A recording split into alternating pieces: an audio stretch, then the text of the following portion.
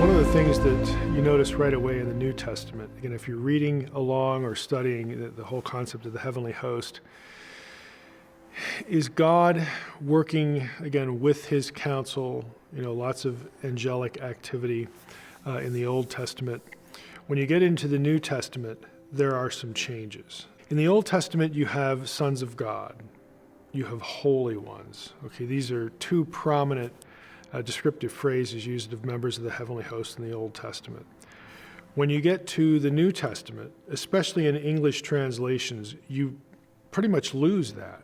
It's understandable because in English translation, we have a word like saints. Writing to the saints of this or that church, Paul. In Greek, that's actually holy ones. So we're writing to the community of holy ones. We're writing to the holy ones over here and over there. If that was the way our English translations preserved it, we would notice that, hey, the holy ones language, the plural there, the plurality, it really didn't go away. It's still there. But now it's not supernatural beings. Now it's God's earthly children, not the sons of God, the children of God in the spiritual world. But now we get it here used of believers. And that is the other phrase, the sons of God. We don't get angels in New Testament descriptions referred to as sons of God or children of God. They are typically just called angels. And so that raises the question, well, why don't we get this other phrase, sons of God, used of supernatural beings? Well, it's still there, but again, just like holy ones, it's now used of human children. And this is actually a significant pattern. It's a significant transition. And so when I'm asked, why should we care about angels, this is the kind of thing I'm thinking of. Because if we understand the terminology of the Old Testament for the heavenly host, if we understand that God looks at them as his family, and these were his children prior to humans being created. We know that from Job 38. And he looks at these, his children, as his participants, his partners in doing what he wants done in the spiritual world. Then when God does go to create humans, now we have human embodied children, and they are also God's partners. And so God's plan all along was to have a human family, human children with his partners, to sort of work together with the family and the partners that already existed on this place of embodiment that we call Earth. When the fall happens and all these other rebellions happen, God doesn't ever give up on the plan, so that when you get to the New Testament and you start to see this language used of human believers, what it should do, and again, English translations obscure this, is to make us sort of remember what the original Edenic vision was. We're supposed to be and are the children of God.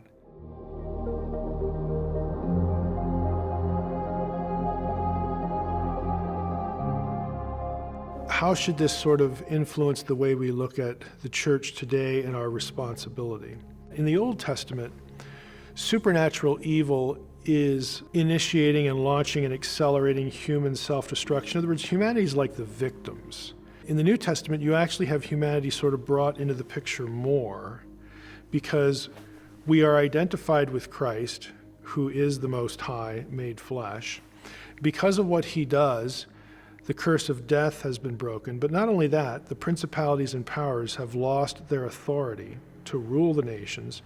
Now we have the Holy Spirit to push back against that. So humans actually become more active participants.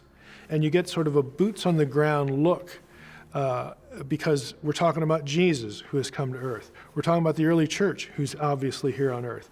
We're talking about the church carrying out the Great Commission, which is about reclaiming the earth. And as things just go on, then the nasty heavenly side, the spiritual side, comes into play when we get these end of days kinds of scenarios, because it's essentially a showdown.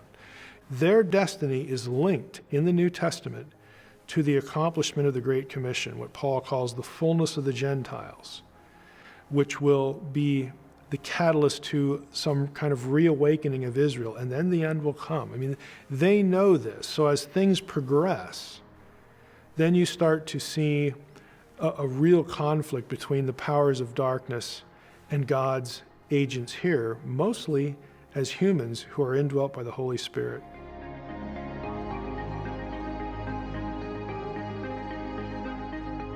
Are the demons stupid? Do they think they can win? Why the resistance? What's going on here? Intelligent beings who are in rebellion against God, they know who God is. They know they're not going to beat God. They know they're not going to win in that way. But since God has linked the return of the Lord, the end of days, the bringing back of the new Eden, basically God's own victory is now linked to these human idiots over here. Basically that these lesser beings, and God has been quote unquote foolish enough to link the fulfillment of his desire and of course our destiny as beings in rebellion to this bunch in this Great Commission thing. You define victory in that context as, well, we'll just get in the way of the Great Commission as much as possible. We will blind people to the gospel in all the nations that are under our charge. Now, they might resist the conclusion of the New Testament that they don't have any legitimate authority anymore. Because, again, Paul talks about this in conjunction with the resurrection. That doesn't mean they're taking their ball and going home. They're fighting for their turf, and they are fighting to forestall their destiny. And so, this is the strategy to impede the fulfillment of the Great Commission.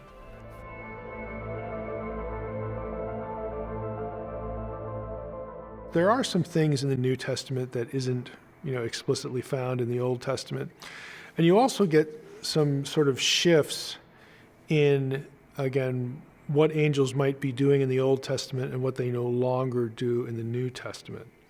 So as an example of the first, you have the statement in the Gospels, and a couple of the Gospels about the conversation about the resurrection. What's the nature of the resurrection existence? And the line about how angels neither marry nor are given in marriage is part of this discussion.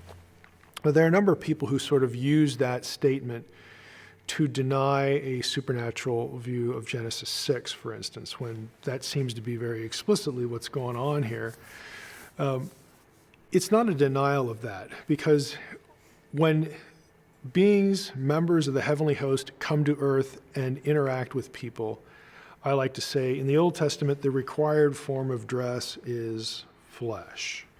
They either look like people, might be a vision, or when they physically interact with people, they have assumed flesh. They're physical, corporeal. They look like people and they feel like people. They do what people do. So when you're in flesh, the assumption seems to be that you can do things that you don't have to do, but that when you're embodied, you can do. Angels don't need to eat while they have a meal in Genesis 18. The angel of the Lord wrestles with Jacob. You have the incident again at Sodom where they pull Lot into the house. They don't have to have by nature physicality, but when they do, they're able to do physical things. And apparently Genesis 6 is just one that fits into this. They do what flesh allows them to do. And so the idea is that when they're not here, when they're not embodied, when they are in the spiritual world, well, they don't need to do these things. It's not that they can't. It's just not even on the radar. Why would you need to do this? And if we look at sort of the spiritual world as a foreshadowing of the world to come when Eden returns to earth, and we don't need to perpetuate the species anymore.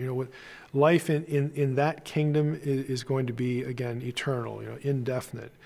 We don't need to eat, but I'm guessing we probably will, just because we'll enjoy it. And if you're returning to Edenic conditions, that you have embodiment of some type, 1 Corinthians 15 is very clear on that. It's going to be the body like the Lord had. He could eat after the resurrection, but does he have to? No. It's really a different sort of embodied existence that doesn't carry the necessities or even the sort of have-tos, the requirements of embodiment here.